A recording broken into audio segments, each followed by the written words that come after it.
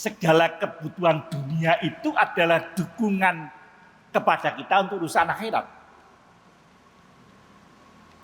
Sikap ini dapat dibuktikan dan dilihat dengan kesadaran menyerahkan harta dan dirinya pada Allah. Jadi pada waktu itu Kyai Dahlan melihat orang-orang yang ketunggul dengan hartanya, merasa hidup di dunia sekian puluh tahun itu kepengen ngumpulin harta nggak selesai-selesai. Yang kemudian karena apa? Kyai Dahlan melihat saat itu begitu banyak orang yang miskin waktu itu di awal abad 20. Apa sekarang tidak ada orang miskin? Tetap ada, tentu dalam ukuran yang berbeda. Bayangkan orang yang sudah tergila dengan harta. Tahun-tahun 70-an ada seseorang. Dia pimpro pembangunan rumah sakit besar. Ternyata dia korupsi. Tapi sudah gila harta dalam arti sebenarnya. Duit hasil korupsi itu tidak digunakan untuk apa-apa, cuma disimpan di almari. Kalau pagi sebelum berangkat itu dibuka lemari, duitnya sempat. Sore hari gitu lagi. Gila harta dalam arti sebenarnya karena dia sudah merasa punya uang itu senang. Meskipun tidak dimanfaatkan, ini oleh Allah sudah dibelokkan menjadi gila yang sebenarnya. Oleh karena itulah ibu bapak dan hadirin yang sangat saya hormati, bagaimana harta itu keperluan kita, tetapi tidak menawan kita, itu persoalannya. Tadi saya matur, butuh sandang, butuh papan, butuh kendaraan. Kalau kita sudah merasakan kecukupan, memang relatif sekali. Saya pernah tanya Pak Jindar Marham, hak saya ini kenapa toh Pak?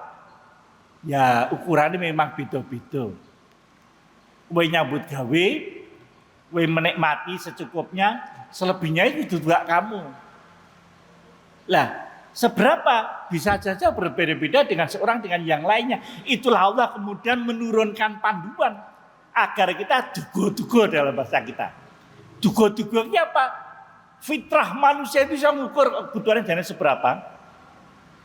Kalau ada orang mungkin sekali tempo di media televisi ditunjukkan orang yang ketika dibuka pintu rumahnya garasinya mobil 15, yang mobilnya itu harga-harganya cuma 1 M gitu ya. Ada loh yang seperti itu. Ya kalau paginya cuma lihat mobilnya itu wah ketawa seneng gitu. Padahal kan nggak mungkin dia naik mobil langsung 3 itu kan nggak mungkin.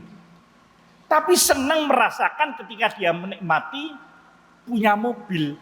Ternyata banyak orang yang ditawan oleh hartanya padahal dia tidak merasakan nikmatnya.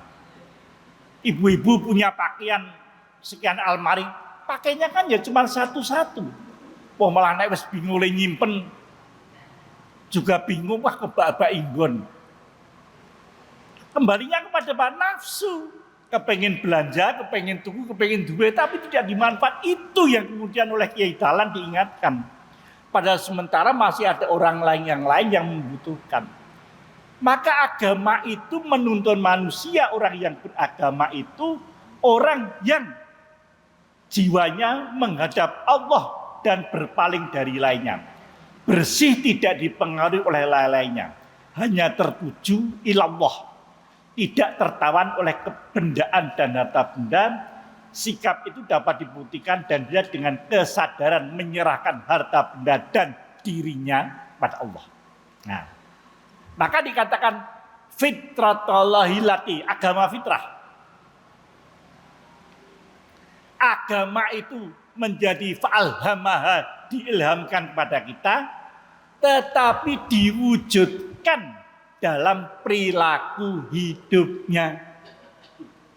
Agamamu apa Islam? Kok ora ketok perilaku di wong Islam? Ini kan menjadi satu persoalan. Kemarin di pengajian Ramadan PP Muhammadiyah, Pak Syafiq Muni, Prof. Syafiq Muni itu menjelaskan orang Indonesia 98% itu religiusnya sangat tinggi. Tetapi anehnya tingkat korupsinya itu juga sangat tinggi. Berbeda dengan negara-negara Finlandia di Skandinavia sana, agamanya tidak tinggi, tetapi tingkat korupsinya sangat rendah. Ini kadang-kadang membuat kita menjadi prihatin. Karena agama di Indonesia ini yang mayoritas Islam belum bisa menunjukkan perubahan perilaku dari agama yang diyakininya menjadi perilaku dalam kehidupan keseharian. Durung diejawantahke itu.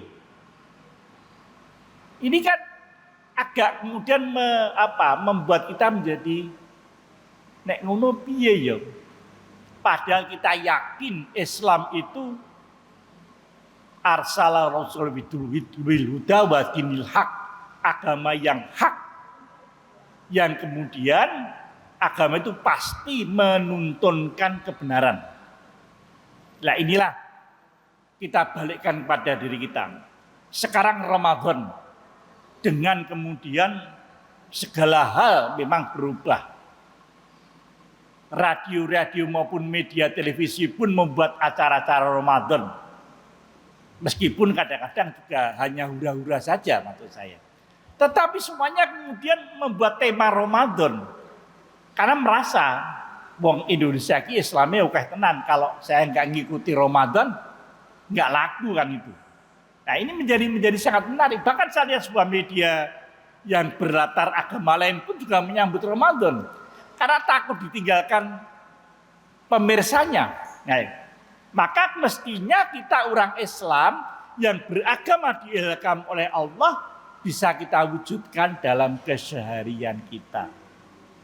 Alhamdulillah, tonggo-tonggo ki padha muslim, uripe tentrem ora ono sing gawe reko-reko. Tetapi sekarang saya istighfar ya kalau di dalam lihat media-media sosial. Indonesia itu mayoritas muslim. Tetapi ya Allah, orang yang nyinyir kepada orang Islam itu luar biasa banyaknya. Yang sering disebut dengan para pendengung atau buzzer itu.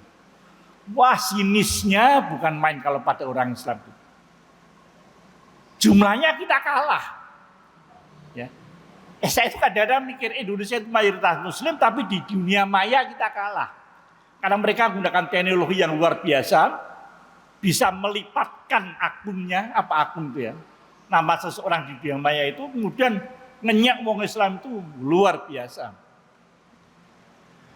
Orang berpuasa, wes ketemu widodari durung, selalu mereka menghina seperti itu. Ini yang kadang-kadang buat kita karena apa? Orang Islam sendiri belum bisa memperilakukan dirinya sesuai agama fitrah. Fitrah itu apulu maulidin yulatul fitrah. Fitrah itu bukan kosong, fitrah itu iman. Jadi agama itu fitratul hidati fatrona salaiha. Karena apa? Sesuai dengan fitrah manusia yang beriman sendiri. Nah, maka menjadi penting kembali ke agama fitrah.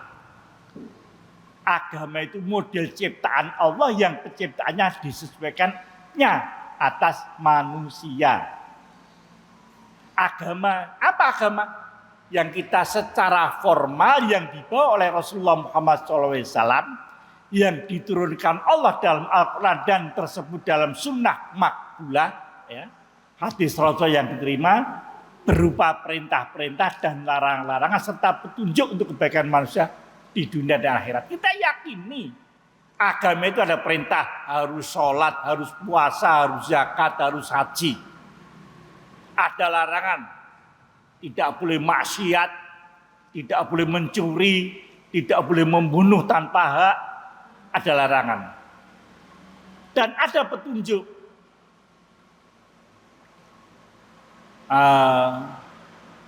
Kulu wasrobu walatusrifu, makan minum itu kan perintah, walatusrifu, tapi jangan berlebihan, itu kan petunjuk. Sehingga kalau manusia menjalankan sesuai dengan tuntunan agama yang isinya perintah, larangan maupun petunjuk, insya Allah dirinya akan tetap fitrah dalam keadaan beriman.